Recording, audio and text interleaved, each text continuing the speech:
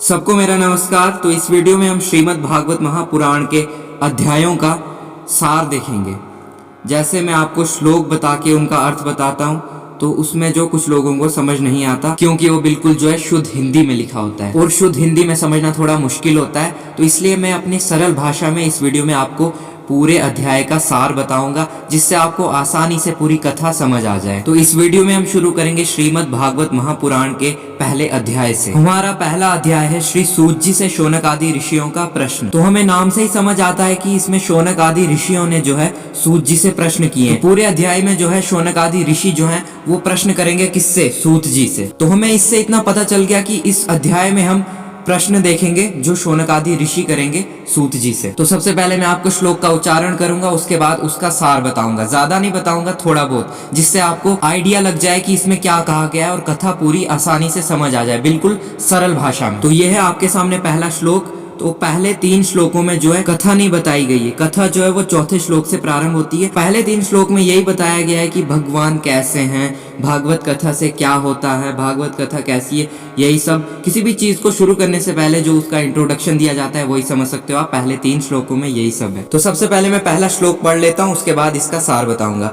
जन्माद्यस्य यतो न व्यदितरश्चार्थेष्वभिज्ञः स्वराट तेने ब्रह्म हृदय आदि कव्ये मुह्यन्ति यत्सूर्यः तेजो वारि मृदां यथा विनिमयो यत्र त्रिसर्गो मृषा धामना स्वेन सदा निरस्तकुहकं सत्यम परम धीमहि। तो इस श्लोक में जो है वो भगवान को बताया गया है कि भगवान कैसे हैं। बोला गया है जो जगत की सृष्टि स्थिति और प्रलय होते हैं, मतलब जगत को जो बनाता है, जो जगत को चलाता है, जो भी इस दुनिया को चलाता है, बाद में प्रलय भी लाता है। इससे सीधा मतलब जाता है कि भगवान के बारे में बोला जा रहा है। तो भगवान जो हर एक पदार्थ में पाए जाएंगे, मतलब हर एक चीज में। और बताया गया कि भगवान ऐसे हैं कि बड़े बड़े विद्वान भी जो हैं उनसे मोहित हो जाते हैं, बड़े बड़े देवता उनसे मोहित हो जाते हैं, ऐसा भगवान को बताया गया है। और लास्ट में बताया गया है कि ऐसे परमात्मा को हम नमस्कार करते हैं, हम उनका ध्यान करते हैं। तो इसमें मैं आपको जो है पूरे श्लोक का सार बता रहा हूँ, मतलब बिल्कुल थोड़ा थोड़ा ऊपर से,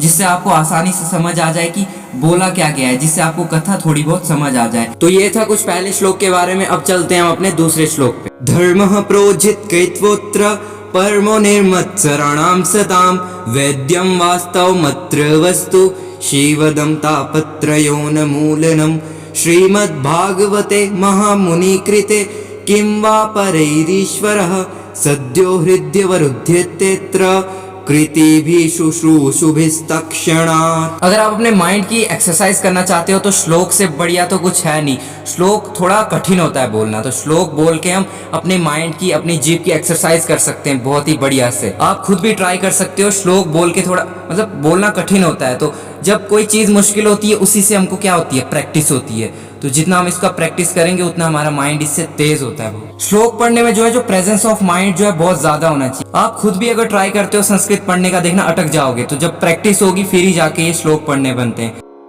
practice makes the man perfect. तो जिसको भी याद नहीं रहता है, भूल जाता है, अपने बच्चों को जरूर से श्लोक पढ़ाओ, तो थोड़ा आपको इम्प्रूवमेंट लगेगा। तो इससे हमारे 2 फायदे हैं। तो आजकल तो किसी को अपने धर्म के बारे में पता ही नहीं होता है, इससे आपको धर्म के बारे में पता चलेगा। और श्लोक बोल बोल के जो माइंड की प्रैक्टिस भी अच्छी होगी, याददाश्त तेज होगी। तो श्लोक पढ़ के उसका जब मतलब हम निकालेंगे तो इससे क्या होगा, थोड़ी प्रैक्टिस हो जाएगी, बहुत इंप्रूवमेंट होगी। आप ट्राई कर सकते हो जरूर से। तो ये बातें तो बहुत हो गई, अब सीधा आते हैं हम अपने सार पे। तो आप सार समझ पा रहे हो ना? सार मतलब समरी। किसी भी बड़ी सी बड़ी बात को जब हम छोटे से बात से हम समझा लेते हैं आसानी से, बिल्कुल मतलब ऊपर जब हम समझाते हैं तो उसी को क्या सार बोलते हैं, समरी। तो इस श्लोक में कहा गया है जो महामुनि व्यास देव ने इसको निर्मित किया है, मतलब श्रीमद् भागवत पुराण किसने निर्मित किया? महामुनि व्यास देव ने।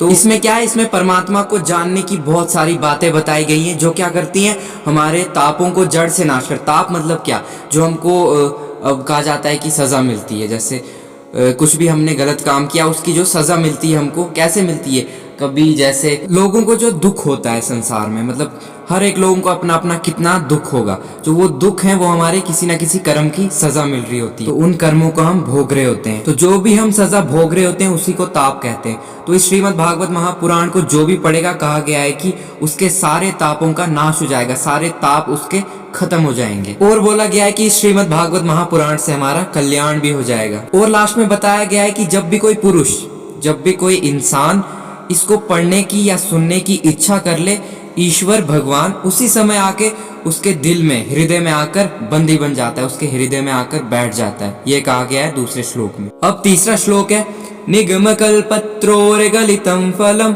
शुकमुखादमृत द्रव संयुतम पिबत भागवतम रसमालयम मुहुरहो रसिका भुवि भावुकाः।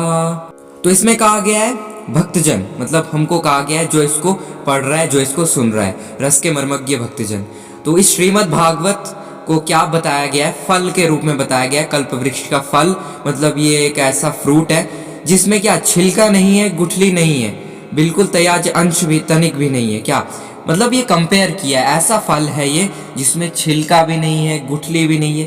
अब कोई फल हो जो छिलके गुठली के बिना हो तो वो खाने में मजा आता है ना। तो ऐसा फल किसको बताया गया है, श्रीमद् भागवत महापुराण को बताया गया है कि श्रीमद् भागवत महापुराण इतना आनंद देने वाली है कि उसमें ना छिलका है ना गुठली है, ऐसे कंपेयर किया है फ्रूट के साथ। आप समझ सकते हो जो कंपेरिजन होता है किसी चीज के साथ। और बताया गया है जब तक शरीर में बुद्धि रहे, मतलब शरीर काम कर रहा है, हमारी शरीर में अभी समझ है, जब तक भी हमारे शरीर में चेतना रहे तब तक इस भागवत कथा को हमको बार बार पान करते रहना है, मतलब बार बार सुनना है, बार बार पढ़ना है। पहले आप देख सकते हो जैसे साधु संत लोग बड़ी बड़ी तपस्याएं करते थे बहुत बहुत, तो आजकल तो वो संभव नहीं है तपस्या करना। तो उसका ही साधन निकाला गया है कि जो इस भागवत कथा को पढ़ ले, भागवत का पान करे, भागवत का बार बार निरंतर पान करते रहे, उसका कल्याण हो जाएगा। किससे? भागवत से। ये कलयुग के लिए क्या दिया गया, हमको समाधान दिया गया है। तो ये था कुछ भागवत कथा के पहले 3 श्लोक के बारे में। भागवत कथा कैसी है, क्या होता है इसको पढ़ने से, भगवान कैसे हैं, परमात्मा के बारे में लिखा है, ये सब पहले 3 में इंट्रोडक्शन हो गया भागवत कथा का।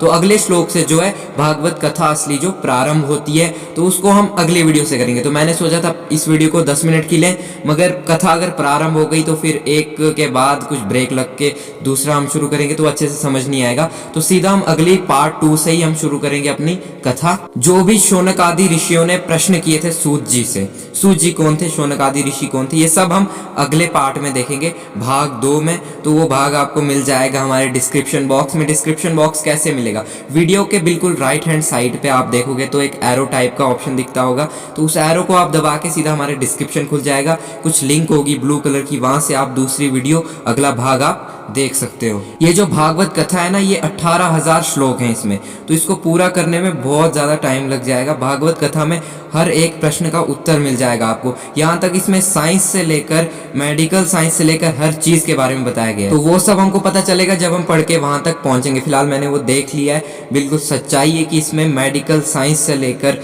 पूरी फिजिक्स में जो हमारे पास टेक्निक्स पढ़ाई जाती हैं वो सब भी भागवत कथा में मेंशन है, जो हमारे पहले के ऋषि मुनियों ने पूरा लिख के रखा हुआ है और खोज भी की हुई है। तो भागवत कथा जरूर से अपने बच्चों को पढ़ाई जाए, मेरा तो यही मानना है। तो आज की फिलहाल इस वीडियो में बस इतना ही। तो बाकी और वीडियोस देखना चाहते हो तो हमारे चैनल को भागवत कथा को सब्सक्राइब कर दो, ताकि आने वाले आगे हर एक भाग, हर एक पार्ट, हर एक वीडियो को आपको आसानी से पता चल सके और आसानी से आप उसे यूट्यूब पे देख सके। मिलते हैं आपसे अगली वीडियो में, तब तक के लिए देखते रहिए भागवत कथा। जय श्रीमन नारायण।